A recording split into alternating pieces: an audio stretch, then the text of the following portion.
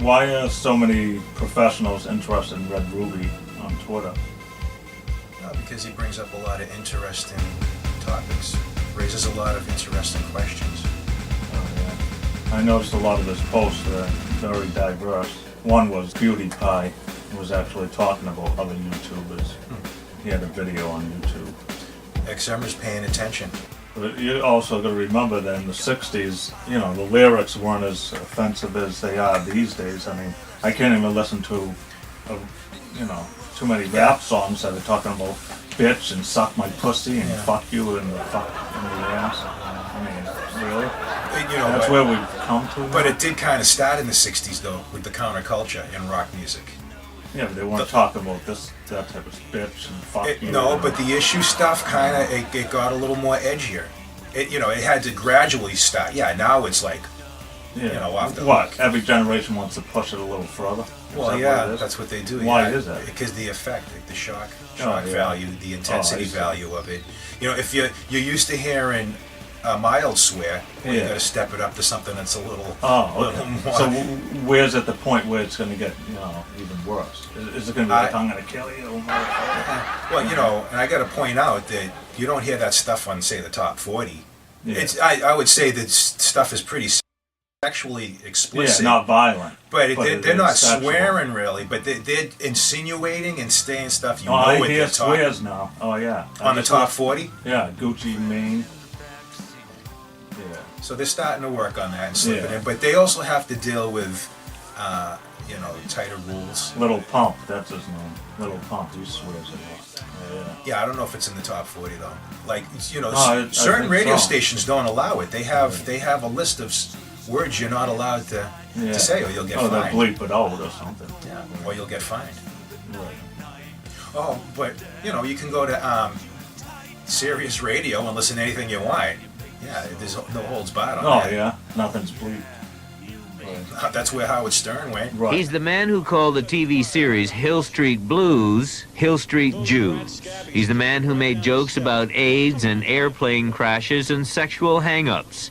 And for that, he was reputed to have been paid about $200,000 a year. WNBC seemed happy with its radio bad boy. But yesterday, the man listeners love to hate was fired. And so, tonight on The Heart of the Matter, we are going to ask Howard Stern, when do broadcasters go too far? Yeah, he says whatever he wants. Not censored anything. Nope. How do you define the style of music that you like? Rock with other styles, it varies from one song to the next. You like writing, recording, or playing? What? Best. All three of those are part of my goal, my life's ambitions. Oh, really? You don't have any that you prefer to do? I like to do them all. It's a process. Yeah. So if you had a choice, someone said you can pick. If when someone asks me what my musical goals are, my answer is to write, record, and perform the best music possible. Yeah. Why is that? Because that is my dream. That being a performing, recording artist. I like to write. I love to write music. And, I've made the decision to have 100% creativity, as opposed to trying to write within parameters that are set in the industry. So do you feel that you're doing like 100% of what you want to do? Yes. As far as music? Yes, I do. And I have my own... Nothing holds you back. I have my own interpretations of what I think could be considered commercial. Yeah. Yeah, I have three things. Like, I'm not commercial in the sense that my music sounds like what Top 40 is. I mean, that's probably the most strictest version of what commercialism is. But technically, I would say commercialism is anything that makes money, right? Right.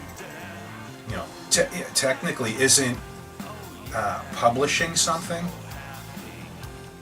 it's supposed to be put into a situation that's making money.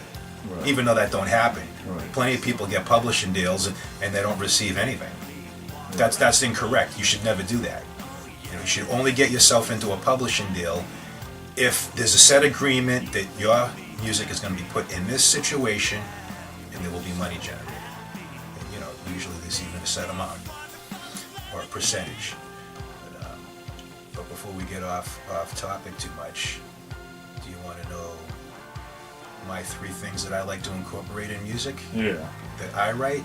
Yeah. To kind of keep it within commercial. So you have no pressures at all? No pressures on yourself that you need to write a hit song?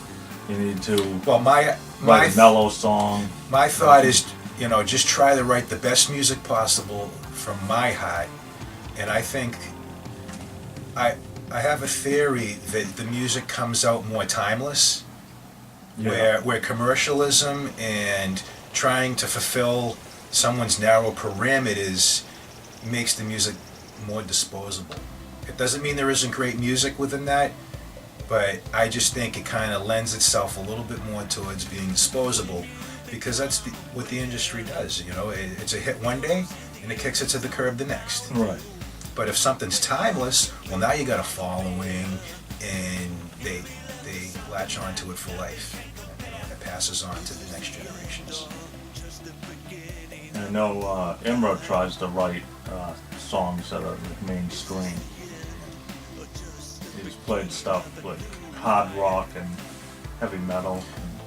Yeah. So let me point out 3 things that I tend to incorporate in my music that I kind of think can help it be commercial. One is not to have explicit lyrics. No swearing.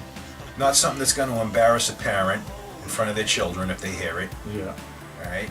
Even though some of that stuff does sell.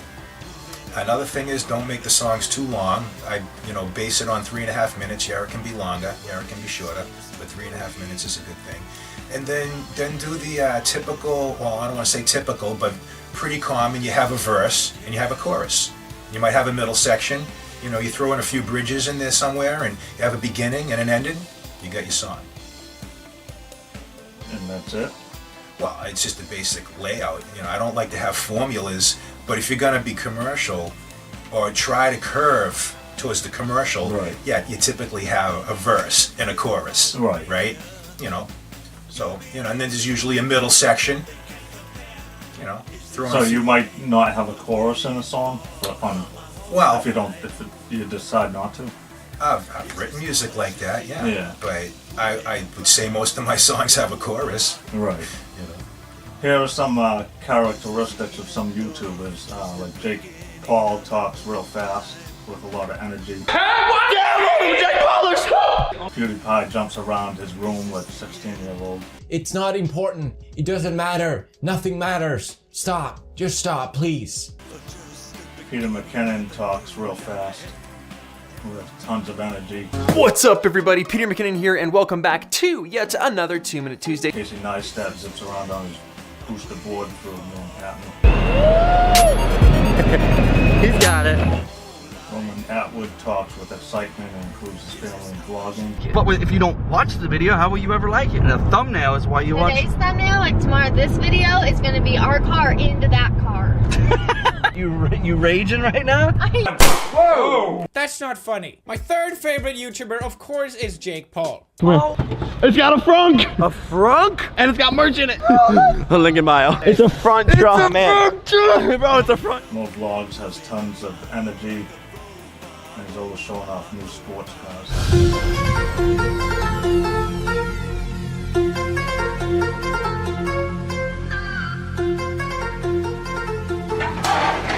Have you ever seen this on YouTube? No. Yo everyone, what is up? Welcome back to another video. Today's video is out of this world, okay? Yo, look at that. Wow.